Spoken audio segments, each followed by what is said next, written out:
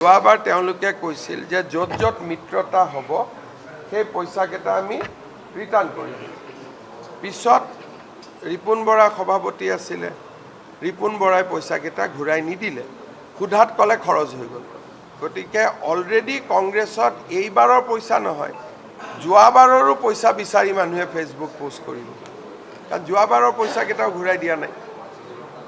আৰু যোৱাবাৰ ডিক্লেয়াৰ কৰিছিল যে য'ত য'ত এলায়েন্স হয় নহয় কমলেশ, যে য'ত য'ত এলায়েন্স হয় সেই পইচাকেইটা আমি ঘূৰাই দিম, ঘূৰাই নিদিলে, এইবাৰো দিয়া নাই। গতিকে তেওঁলোকে কংগ্ৰেছৰ কাৰ্যকৰ্তাক দিয়া প্ৰতিশ্ৰুতিয়ে ৰক্ষা নকৰে, পাব্লিকক দিয়া প্ৰতিশ্ৰুতি ক'ৰ পৰা ৰক্ষা কৰিব।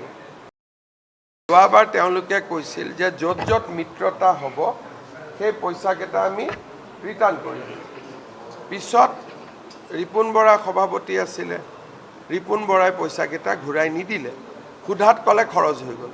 গতিকে অলৰেডি কংগ্ৰেছত এইবাৰৰ পইচা নহয়, যোৱাবাৰৰো পইচা বিচাৰি মানুহে ফেচবুক পোষ্ট কৰিব, কাৰণ যোৱাবাৰৰ পইচাকেইটাও ঘূৰাই দিয়া নাই। আৰু যোৱাবাৰ ডিক্লেয়াৰ কৰিছিল যে য'ত য'ত এলায়েন্স হয় নহয় কমলেশ, যে য'ত য'ত এলায়েন্স হয় সেই পইচাকেইটা আমি ঘূৰাই দিম, ঘূৰাই নিদিলে, এইবাৰো দিয়া নাই। গতিকে তেওঁলোকে কংগ্ৰেছৰ কাৰ্যকৰ্তাক দিয়া প্ৰতিশ্ৰুতিয়ে ৰক্ষা নকৰে, পাব্লিকক দিয়া প্ৰতিশ্ৰুতি ক'ৰ পৰা ৰক্ষা কৰিব।